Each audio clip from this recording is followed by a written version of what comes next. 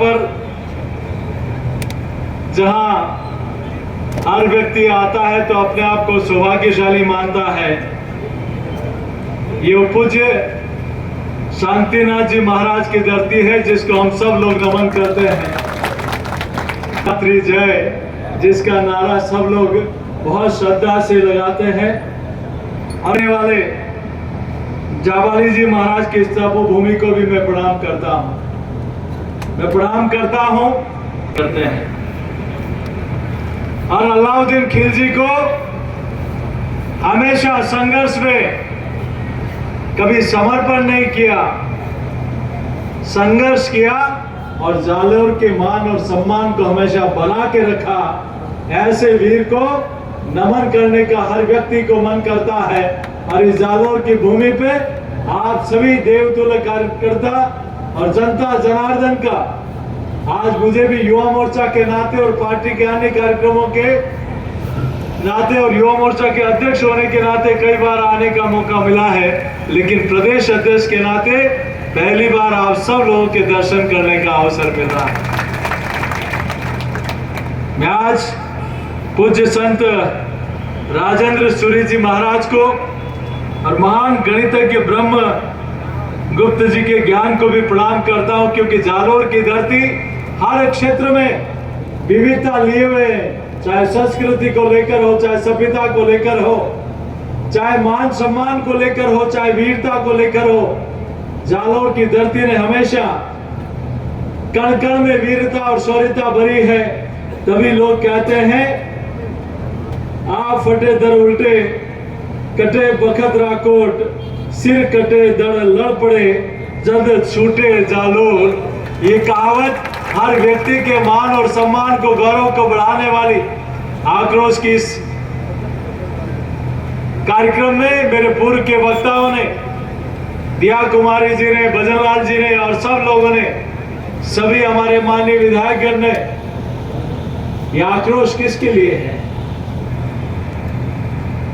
यह आक्रोश भारतीय जनता पार्टी को, इस प्रदेश की खुशहाली के लिए, इस प्रदेश की जनता जनार्दन के लिए, उनके मान और स्वाभिमान के लिए पहले हर पंचायत में जाना पड़ा, फिर विधानसभा स्तर पर आक्रोश रैली हुई और आज जिला मुख्यालय पर आक्रोश सभा है। मैं ये कह सकता हूं कि इतनी बड़ी संख्या में किसान बंधु, हमारी माताएं बहनें और युवा साथी खड़े हैं। हर व्यक्ति के चेहरे पर आक्रोश है। आक्रोश इस बात का कि जिन वादों की बुनियाद पर जो सरकार राजस्थान में आई है, सरकार में आने के बाद वो जनता का दुख दर्द और वादा निभाना भूल गए, तब जनता के मन में आक्रोश पैदा होता है।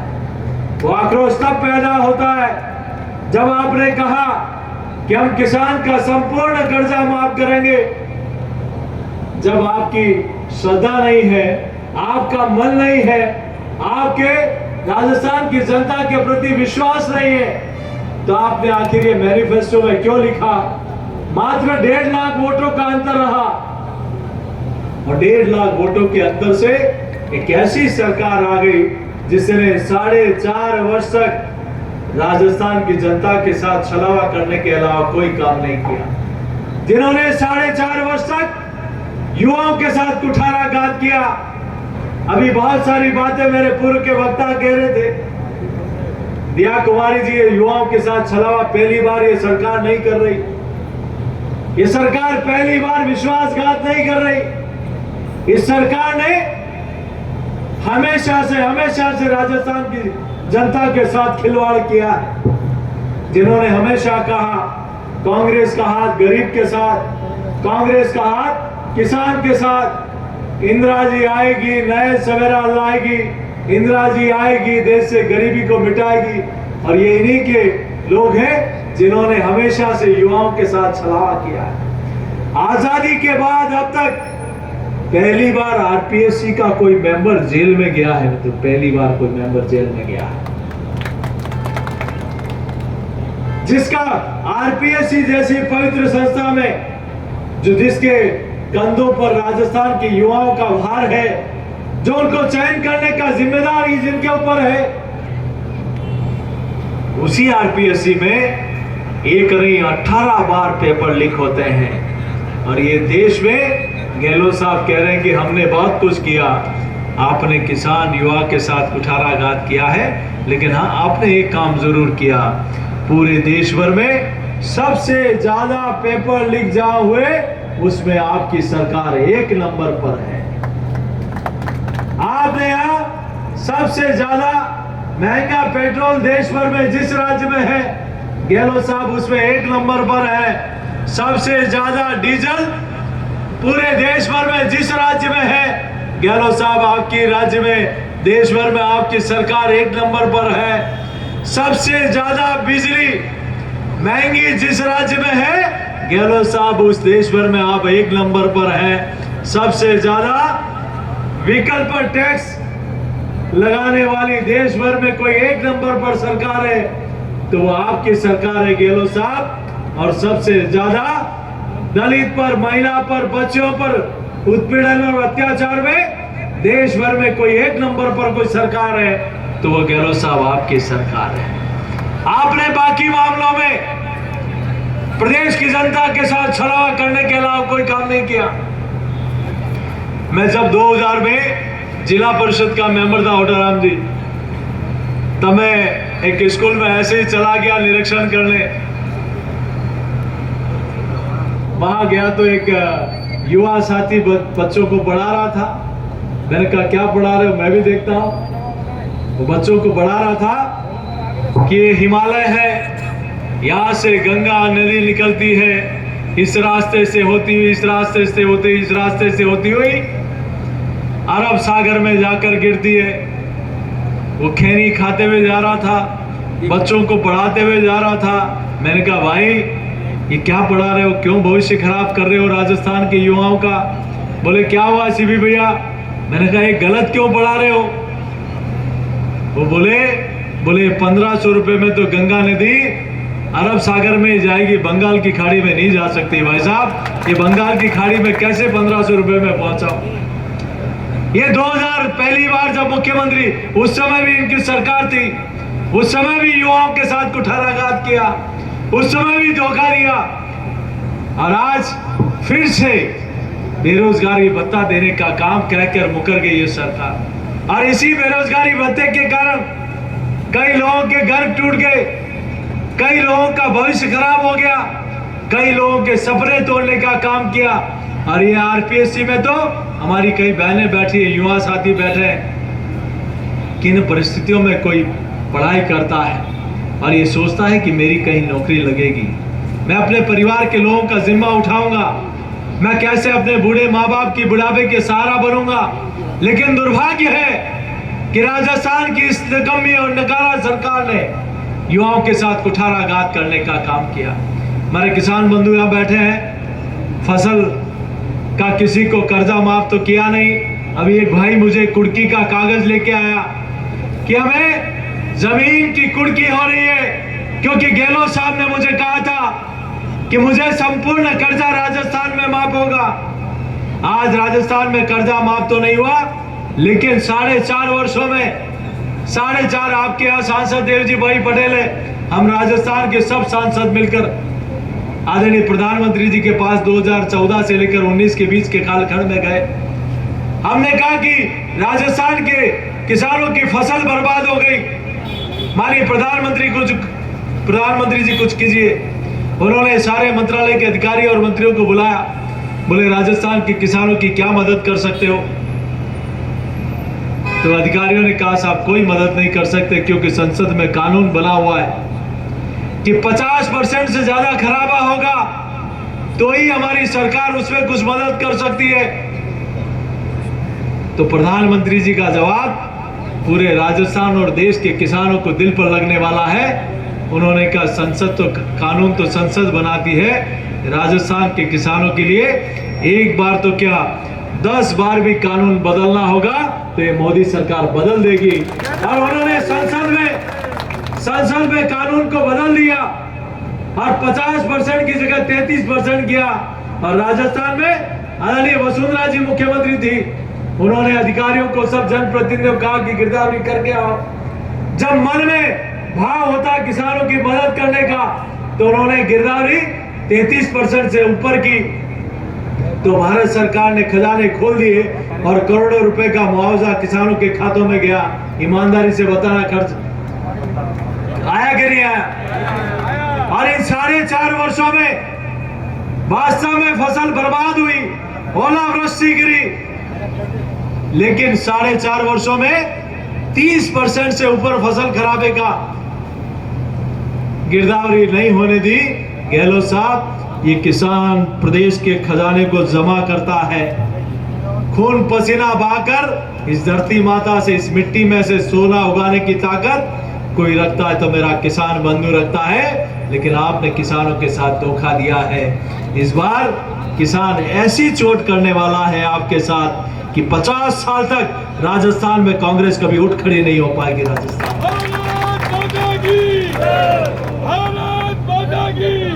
आपने कहा था कि हम महंगी बिजली नहीं करेंगे, आपके घोषणा पत्र में था कि हम 5 वर्ष तक एक भी पैसा पर यूनिट नहीं बढ़ाएंगे, लेकिन आपने राहत कैंप चालू किया। एक तरफ आप राहत कैंप की बात कर रहे हो, तभी परसों के दिन आपने बिजली का दाम बढ़ा दिया। बिजली के तारों में तो करंट दिखता नहीं, लेकिन बिजली के करंट जरूर, तार में, बिजली के बिल में करंट जरूर दिखाई देने लगा। लेकिन ये ध्यान रखना गहलोत साहब, ये राजस्थान की जनता आपको भी ऐसा 33 डिग्री का करंट देगी कि कांग्रेस पार्टी फिर से खड़ी नहीं हो पाएगी। तैयार हो करंट देने के लिए? तैयार हो करंट देने के लिए? मैं आपके बीच में इतना कहना चाहता हूं, देश में आदरणीय नरेंद्र मोदी जी प्रधानमंत्री 2014 में बने, उसके बाद से लगातार मन में भाव था कि मैं प्रधानमंत्री के पद पर बैठते ही पहले से संकल्प था। जब से वो नेता बने सेंट्रल हॉल में, भारतीय जनता पार्टी ने उनको नेता घोषित किया, तब सेंट्रल हॉल में उन्होंने पहला संकल्प लिया, मेरी सरकार गांव, गरीब, पीड़ित, शोषित, वंचित वर्ग के लिए, किसान, युवा, महिला के लिए समर्पित सरकार होगी। और आप भी देखिए कि पहली बार हर व्यक्ति का बैंक में खाता खुलाने का काम किया। पहली बार आज खाता क्यों खुलाया? खाता इसलिए खुलाया कि किसी भी व्यक्ति को किसी योजना के लाभ के लिए किसी अधिकारी के पास नहीं जाना पड़े, किसी के सामने हाथ नहीं फैलाना पड़े, क्योंकि इस देश की जनता का पैसा है। वह शासक के रूप में, वह मुनीम के रूप में वह भेजा उस पैसे का उपयोग करने के लिए, सदुपयोग करने के लिए। लेकिन दुर्भाग्य है कि राजस्थान की सरकार राहत कैंप लगाने का ढोंग रच रही है। 4.5 साल तक जो होटलों में आराम करते रहे, उनको अंतिम समय में राहत की याद आ रही है, जब राजस्थान की जनता ने उनको हमेशा के लिए राहत देने का मन बना लिया हो। आप कल्पना करिए, 4.5 वर्ष तक जो सरकार होटलों में अपनी कुर्सी को बचाने में लगी रही, पेट्रोल डीजल महंगा, आपकी जेब से एक तरफ वो 10,000 रुपए निकालते हैं और आपकी जेब में कहते हैं कि 2,000 रुपए दे रहा हूं मैं तुझे। आपका पेट्रोल और डीजल उत्तर प्रदेश में, गुजरात में, हरियाणा में, गोवा में 8 से 10 रुपया महंगा राजस्थान में बिकता है। आपकी जेब से करोड़ों रुपया एक जिले से एक गहलोत सरकार उठाकर ले जाती है और फिर कहते हैं हम 450 रुपया देंगे। 450 रुपया आप दोगे, गैस के कनेक्शन पे 500 रुपया दोगे, तो हम 76 लाख को मल्टीप्लाई भी करें तो इन 4-5 महीनों के अंदर, ये महीना आपका चला गया, घोषणा कार्ड दे रहे हो आपके खाली, अगले महीने में इंप्लीमेंट शुरू होगा और नवंबर में चुनाव है, अक्टूबर में आचार संहिता लग जाएगी। महीने कितने बचे? 3 महीने, 4 महीने मानो, और 4 महीने में इनका 80 से 100 करोड़ रुपया भी सरकार पे बाहर नहीं आता है। और पेट्रोल और डीजल पे अकेले इन्होंने 2,500 करोड़ रुपया आपकी जेब से निकाला है। क्या मूर्ख बनाना चाहते हैं हम राजस्थान की जनता को? आप आयुष्मान भारत को नाम बदलकर चिरंजीवी योजना बना दिया। आपको आश्चर्य होगा, इन्होंने 10 लाख के लाखों होर्डिंग लगा दिए। अभी आरटीआई एक्टिविस्ट ने मुझे रिपोर्ट दी कि 10 लाख तक का राजस्थान में इलाज 4.5 वर्षों में मात्र 75 लोगों ने कराया। कितने लोगों ने? और उसमें खर्च कर दिए इन्होंने करोड़ों रुपया। 10 लाख से ऊपर का इन्होंने अब 25 लाख के होर्डिंग लगाए। मैं दावे के साथ कहता हूं और राजस्थान सरकार को खुली चुनौती देता हूं कि 25 लाख का एक भी केस तो बता दे जनता के सामने। गहलोत साहब, आपने होर्डिंग तो करोड़ों रुपए के लगा दिए, वो होर्डिंग का पैसा भी ये जनता टैक्स के रूप में आपके खजाने में जमा कराती है। आप किस बात का राहत देने का काम कर रहे हैं? अभी उज्ज्वला योजना का नाम बदल दिया। नाम बदल कुछ नहीं होगा। अगर करना है तो नरेंद्र मोदी जी की तरह काम करो, जो आज किसान सम्मान निधि के लिए किसान को कहीं भीड़ में खड़ा नहीं करते, सीधा किसान के खाते में पैसा डालने का काम करते हैं। अरे सीखना है तो आदरणीय नरेंद्र मोदी जी से सीखो, जो पेंशन सीधी खाते में डालते हैं। अरे सीखना है तो नरेंद्र मोदी जी से सीखो, जो पहली बार नरेगा के मजदूर भी उसको कहीं ऑफिस के जाकर लगाने की जरूरत नहीं पड़ती, उसकी मजदूरी भी सीधे उसके खाते में आती है। सीखना है तो मोदी जी से सीखो कि आज जननी सुरक्षा योजना से लेकर सारी योजनाओं का पैसा सीधे खाते में डालते हैं। लेकिन आज आपने तो ये दिखा दिया। ये राहत कैंप की योजना कहां से बनी है मैं बताता हूं। ये डोटासरा जी ने पीसीसी की बैठक जयपुर बिरला ऑडिटोरियम में रखी। नारायण सिंह जी, अमीर सिंह जी को ध्यान है सब। उस बैठक में इन्होंने कहा, एक पीपीटी बनाई 4.5 मिनट की। उस पीपीटी में दर्शाया गया कि हमें जनता को खूब बुलाना है। एक किसी अधिकारी ने कहा कि सारी व्यवस्था हमारे पास मैनेजमेंट नहीं कर पाएंगे इतने कम समय में, तो कैसे हम लोग जनता को क्या जवाब देंगे वहां, ना टेंट की, ना पीने के पानी की, ना बैठने की। तो उन्होंने कहा आने दो, भीड़ आएगी तब उनको एहसास होगा कि ये सरकार, ये गहलोत सरकार योजना दे रही है। और बालोतरा में 2 दिन पहले उसी में से एक व्यक्ति, गरीब व्यक्ति वहां आया, उसकी डेथ हो गई। पारसवल, आप किसी गरीब की गरीबी का मजाक उड़ा रहे हो क्या? लेकिन ये गरीब जब उठ खड़ा होगा तब आपको सिखा देगा कि ये गरीबी को एहसास कराने का मतलब क्या होता है। आज इसलिए ये जहरीली भाषा भी बोल रहे हैं। आदरणीय प्रधानमंत्री जी के लिए कहते हैं कि जहरीला सांप है। रंधावा जी इनके प्रभारी कहते हैं कि मोदी को खत्म करना है। कोई मौत का सौदागर कहता है। आदरणीय कांग्रेस पार्टी के सब नेताओं को कहना चाहता हूं, मोदी को खत्म करना तुम्हारे बस की बात नहीं। मोदी को देश के 130 करोड़ लोगों का आशीर्वाद प्राप्त है।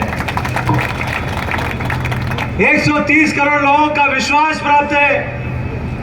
और आप और आपकी पूरी ताकत भी लगा लो तो 2024 में प्रचंड बहुमत के साथ फिर से मोदी जी देश के प्रधान सेवक के रूप में बने। आज तुष्टीकरण की बात ये करते हैं। अब पहली बार राजस्थान, जो हर धर्म मजहब को त्योहार मनाने वाला था, एक दूसरे को गले मिल के बधाई देने वाला था, आखिर क्या कारण है राजस्थान में कि इस प्रकार के त्योहारों पर प्रतिबंध लगते हैं? कोटा में पीएफआई जैसे आतंकवादी संगठन को परमिशन ये गहलोत सरकार देती है, लेकिन हिंदू वर्ष नववर्ष को मनाने के लिए और रामनवमी मनाने के लिए, बाबा रामदेव रे जाने के लिए कोई डीजे बजाता है, भजन बजाता है, हनुमान जयंती पर कोई भजन बजाता है, कोई शोभा यात्रा निकालता है, तो उसमें ये प्रतिबंध लगाते हैं। बताओ ऐसी सरकार को उखाड़ फेंकना है कि नहीं फेंकना है? आज भगवा पताका को लेकर वीर श्रेणी महाराणा प्रताप से लेकर राजस्थान के शूरवीरों ने मुगलों का परास्त किया। आज ये कहते हैं कि भगवा पताका फहराने पर प्रतिबंध राजस्थान में लगाते हैं। आज ये लोग सीकर में राम दरबार को तोड़ने का काम करते हैं। अलवर में भगवान शिव के मंदिर को ड्रिल मशीन से तोड़ने का काम करते हैं। और आतंकवादियों के प्रति प्रेम दिखाने का, प्रेम ढोंग करते हैं तब लगता है। आज आतंकवादी घटना जयपुर में हुई, सीरियल बम ब्लास्ट हुआ, 9 में से 8 बम फटे, एक जिंदा बचा, 71 लोगों की मृत्यु हो गई। वसुंधरा जी की सरकार में कार्रवाई हुई, निचली अदालत ने उनको फांसी की सजा दे दी। बाद में गहलोत साहब की सरकार आती है, गहलोत साहब अपनी सरकार को बचाने के लिए दिल्ली के 2 बड़े वकील लेके आते हैं मोटी रकम देकर। आतंकवादी 21 वकील सुप्रीम कोर्ट के लेके आते हैं। राजस्थान का सरकार का डबल एजी जो सरकार की तरफ से पैरवी करता है, वो 48 दिन तक गायब हो जाता है। और वो आतंकवादी जिन्होंने जयपुर में हनुमान मंदिर पर, बड़ी चौपट पर और ऐसे अनेक स्थानों पर मुंबई जयपुर बम ब्लास्ट हुआ, वो आतंकवादी सरकार की कमी के कारण वो आतंकवादी रिहा हो जाते हैं। एक तरफ वो सरकार, दूसरी तरफ नरेंद्र मोदी जी की सरकार, जो आतंकवादी उरी और पुलवामा में कायराना हमला करते हैं तो पाकिस्तान में घुसकर हमारी सेना आतंकवादियों की कब्रगाह बनाकर आ जाती है।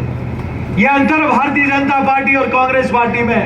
मैं आप सबके बीच में इतना ही कहते हुए, क्या यहाँ पर हम सब लोग इस राजस्थान से इस नकारा और निकम्मी सरकार को इस बिजली माफी, बिजली पानी दे न सके, वो सरकार निकम्मी है। ऐसी निकम्मी सरकार को उखाड़ फेंकने के लिए आज आप और हम सब लोग एकत्र हुए हैं। और जब तक हमें संघर्ष करना है, मैंने पहले दिन ही कहा था, ना हमें सोना है ना सोने देना है। इस गूंगी और बहरी सरकार को उखाड़ फेंकने तक हमें सड़क से लेकर हर क्षेत्र में संघर्ष करना है। और इस सरकार को 2023 में जड़मूल से उठाल फेंकना है और 2023 दिसंबर में राजस्थान में फिर से कमल खिलाना है। जालौर की सारी सीटें, अभी जोगेश्वर जी भाई साहब कह रहे थे कि योजना भी आनी चाहिए, ये काम भी होना चाहिए। ये निश्चित रूप से भारतीय जनता पार्टी आएगी तो विकास के नए आयाम स्थापित करेगी। और इस कांग्रेस सरकार को उखाड़ फेंकने के लिए हम सब लोग संकल्प लेके जाएं। तैयार है हम सब लोग? तैयार है तो उठाएं दोनों हाथ और संकल्प की मुट्ठी भींचे और जयघोष करें, बोले भारत माता की।